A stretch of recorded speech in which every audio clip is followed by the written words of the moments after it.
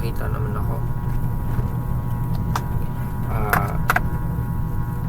Now, hello again. I'm Brian Valencia, and this is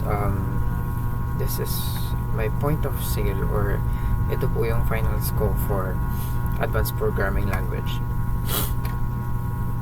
So now,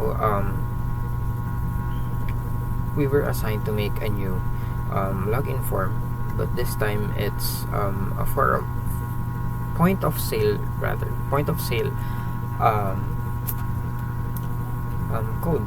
So basically, para siyang login form, pero mas complex and mas wide yung nangyayari within the code, within the system GUI. So basically,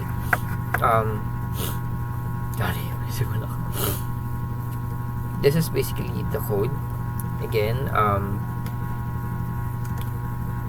just like what I did in the last or the previous video, i-paste ko na lang tong code ko in the description para makita kung ano ba talaga yung nasa loob ng code na to, kasi i-explain ko lang to briefly. So basically,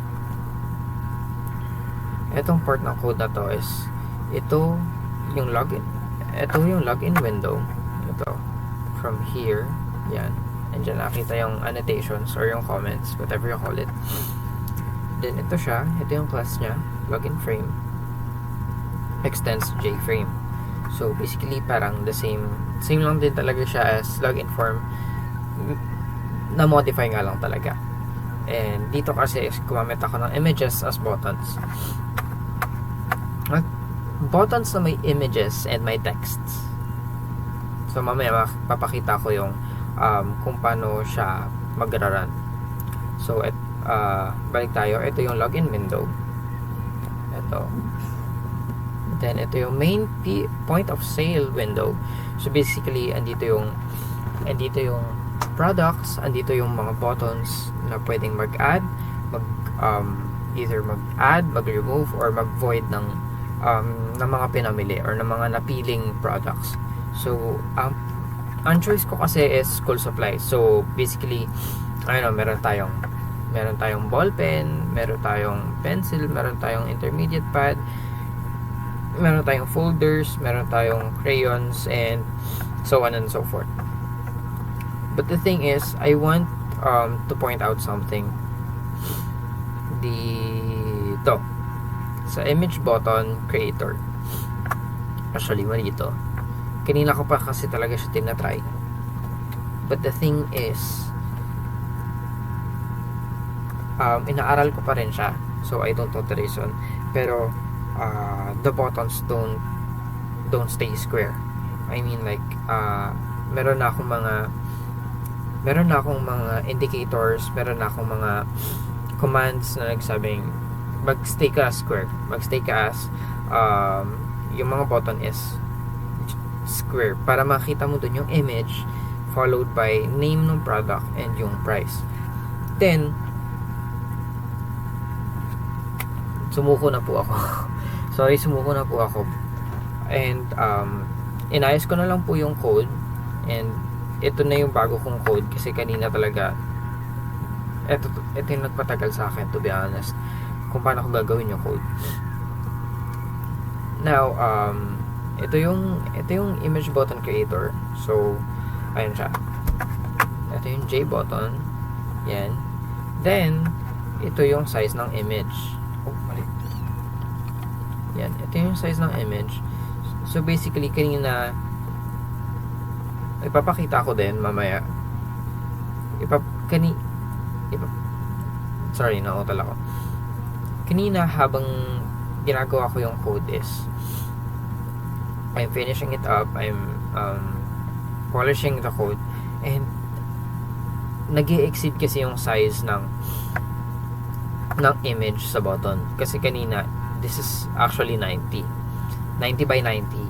Then yun talaga, lumalagpas yung image within the code. So ginawa ko siyang 50, and mamaya ipapakita ko yung kung paano nag-work yung point of sale. Dun ko ipapakita later na ganun yung nangyari. And now, moving on naman. So, eto na nga yung image button creator. The next is add to cart. Add to cart, so of course, kailangan mo maglagay sa list or maglagay sa receipt. Pero what if may gusto kang ipatanggal? So, eto na po yung next na part ng code natin, which is remove last item. So, ito siya. Ito yung code niya. Very short lang naman. Yan. Ito yung buong code. Then, the last part. Actually, hindi pa last part. Sorry. Meron pa. Ito yung void cart. Or ito yung magtatanggal lahat ng product sa list. If hindi na if hindi na I mean, like, pag namimili kasi is ika-cancel yung pinamili. Then, eto pa, may dalawa pa tayo. So, ito yung payment window. So, basically, dito makikita yung total. Then, dito mo i-enter yung amount ng payment nung customer. Then, the last part is, ito na, the receipt window. So, basically, dito mo makikita yung list ng confirmed items. Dito mo rin makikita yung total. And dito mo rin makikita yung kung magkano yung binayad ng customer and kung magkano yung sukli niya. So, now, magmo-move on na ako kung paano nag-work itong code.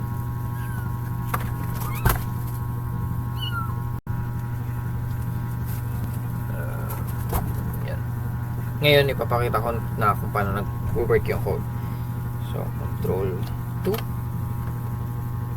And dito sa POS login, ganun, same lang din yung ginamit ko from login form. So, gagamitin ko ulit yung same credentials. So, username, password. Mabagal lang siya mag-load. And, ayan, basically, ito na yung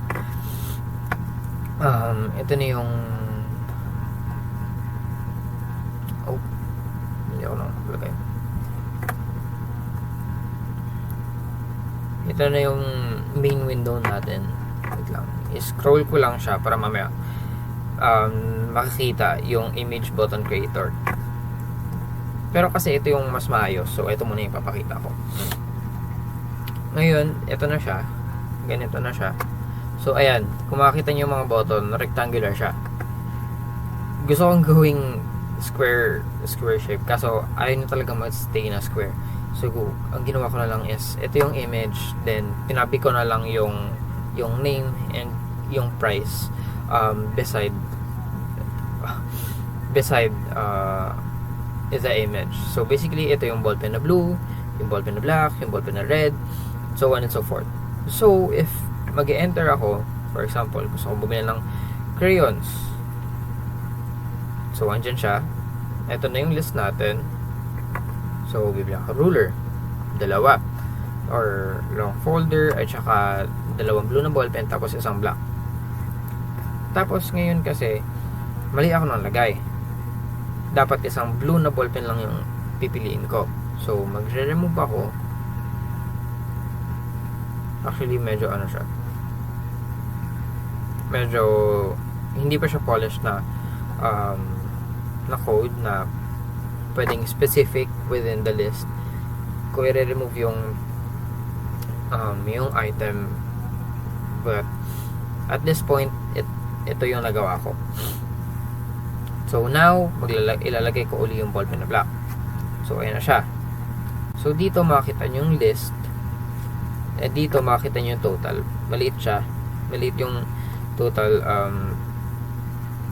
maliit yung, basta itong part na to, maliit lang to yung total niya. Then proceed to payment na ako. Medyo mabagal again, I'm sorry. Then sabihin natin yung pera ng customer is 150. Press OK. Ito na yung resibo. So, ayan yung mga pinamili niya. Crayons, dalawang ruler, folder na long, at saka ballpen na blue at black. So, ito yung total. Ito yung cash, or ito yung bayad ng customer. Then, so, okay. So, ito naman yung void. So, halimbawa, ayan, bumili ako ng mga ganyang bagay. Pero, ika-cancel nung customer. So, pipindutin ko lang siya. Back to zero ako. Basically, that's how void or clearing the list basically is. So now, i-modify ko na yung code na ipapakita ko kung bakit hindi nag-fit yung image. So kanina nga nasabi ko is 90 by 90 yung ginawa ko. As a person with to be honest, hindi tawag dito. Ang pangit kasi talaga tignan. On my side, ang pangit niya tignan. Kaya niliitan ko na lang. So, ngayon ipapakita ko na siya. Control 1. Yan. Ko-compile ko lang siya saglit.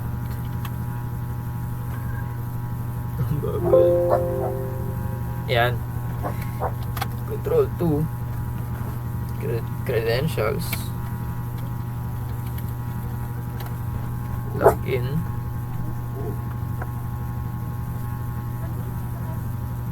Wait lang. Ayan. Kung makikita nyo yung mga images, ang laki niya within the button.